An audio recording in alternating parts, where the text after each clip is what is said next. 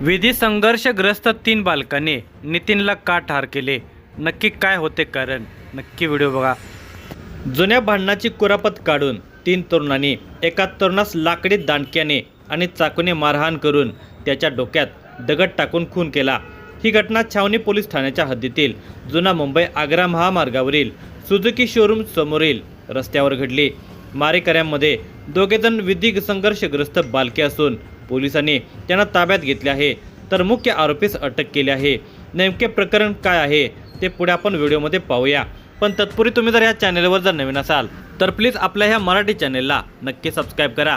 मालेगाव शहरातील नंबर 65 जय भीम नगर आयेशा नगर भागामध्ये अर्जुन सुपडू निकम हे गृहस्थ राहतात. विशाल अर्जुन निकम आणि नितीन उर्फ ऋतिक अर्जुन निकम अशी त्यांची दोन्ही मुले महानगरपालिकेच्या स्वच्छता विभागामध्ये साफसफाईच्या कामास लागली.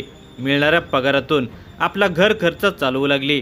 नवीन वस्ती कलेक्टर पट्टा भागात राहणारा सचिन अहिरे उर्फ सच्चा माया यास विशाल आणि नितीन हे दोघे भाऊ आपली समाजामध्ये आणि शहरामध्ये मोठ्या प्रमाणावर बदनामी करत असल्याचा संशय येत होता.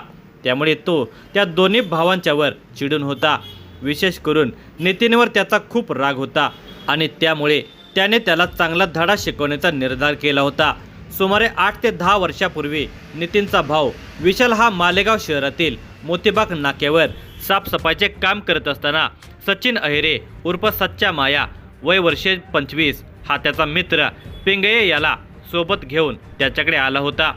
तो आणि तुझा भाऊ नितीन आमची बदनामी का करता असे सचिनने विशाल याला शिवेगाळ आणि दमबाजी करत विचारले होते. एवढेच नव्हे तर त्यास मारहाण करण्यास सुरुवात केली. तुझ्या भावालाही कायमचा धडा शिकवतो, त्यालाही असेच मारेन अशी दमबाजी सचिनने विशालला केली आणि तो निघून गेला. साफसफाईचे काम झाल्यानंतर विशाल घरी गेला. वडील आणि भाऊ नितीन याला घडलेली ही गोष्ट सांगितली. सचिनचा सगळ्यात जास्त राग नितीन याच्यावरच होता. त्यामुळे त्याने नितीनला चांगला धडा शिकवण्याचा निर्धार केला होता. विशालला दमबाजी केल्यानंतर तो नितीनचा शोध घेत होता. जिथे दिसेल तिथे त्याचे हात पाय तोडायचे, त्याचा कायमचा बंदोबस्त करायचा असे त्याने ठरवले होते. तो त्याच्या मागावरच होता. तो कुठे जातो, कुठून येतो याचा तपास तो घेत होता. अखेर त्याला तशी संधी मिळाली. नितीन निकम हा शुक्रवार दिनांक 1 ऑगस्ट 2025 रोजी रात्री 12 वाजण्याच्या सुमारास मोटरसायकलने मोतीबाग नाका परिसरामध्ये आला असल्याची माहिती सचिनला मिळाली. त्याने ताबडतोब आपल्या 2 17 वर्षांच्या मित्रांना सोबत घेतले. नितीन याच जुन्या मुंबई आग्रा रोडने घराकडे जाईल म्हणून ते तिघे त्या रोडवरील सुझुकी शोरूम समोरील सुंदरा पॅलेसजवळ दबा धरून बसलेले होते. जुन्या मुंबई आग्रा रोडवर वाहनांची वर्दळ अजूनही सुरूच होती. सचिन अहिरे आणि त्याचे अल्पवयीन साथीदार नितीनची वाट पाहू लागले होते. रात्रीचे 12:30 झाले होते. नितीन मोटरसायकलने घरी जात असलेला दिसला. तो सुझुकी शोरूम समोर थांबलेला दिसताच सचिन अहिरे उर्फ सच्चा माया आणि त्याच्यासोबतच्या 2 तरुणांनी अचानकपणे त्याच्यावर हल्ला चढवला. काठ्याने बेदम मारहाण करत त्याच्या छातीवर चाकूने भोसकण्यात आले, तर रस्त्यावर पडलेले दगड उचलून त्याच्या डोक्यावर टाकले. तो रक्तबंबाळ होऊन रस्त्यावर निपचित पडला, तरी त्याला काठीने झोडपले जात होते. अतिशय क्रूरपणे आणि निर्घुणपणे त्याचा खून करण्यात आला. काम पत्ते झाल्यावर तिघे तरुण मोटारसायकलवरून लगेच फरार झाले. अर्धा तास हा थरार सुरू होता. नितीनला मारहाण होत असताना रस्त्याने जाणाऱ्या वाहन चालकांच्या हृदयाचा थरकाप झाला. त्याला वाचवण्यासाठी कोणीच धावून आले नाही. रस्त्यावर अक्षरशः रक्ताचा सडा पडला होता. डोक्याचा चेंदामेंदा झाला होता. या घटनेची माहिती मिळताच छावणी पोलीस ठाण्याचे पोलीस निरीक्षक दीपक जाधव, सहाय्यक पोलीस निरीक्षक योगेश पाटील आणि पोलीस कर्मचाऱ्यांनी घटनास्थळी धाव घेतली.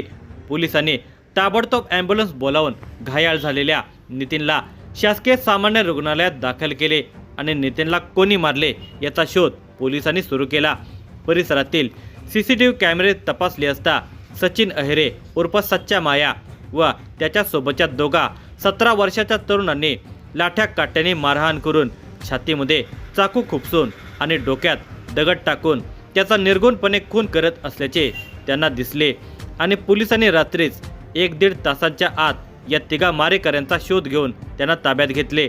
दरम्यान सुमारे रात्री 12:47 वाजण्याच्या सुमारास विशाल हा त्याच्या घरी झोपेतच असताना त्याचा मित्र अहमद मेमन याने फोन करून सांगितले की जुना मुंबई आग्रा हायवेवरील सुझुकी शोरूम समोर तुझ्या भावाला काही लोकांनी लाकडी दांडा आणि धारदार चाकूने मारहाण करून दगड डोक्यात मारून गंभीर जखमी केले आहे।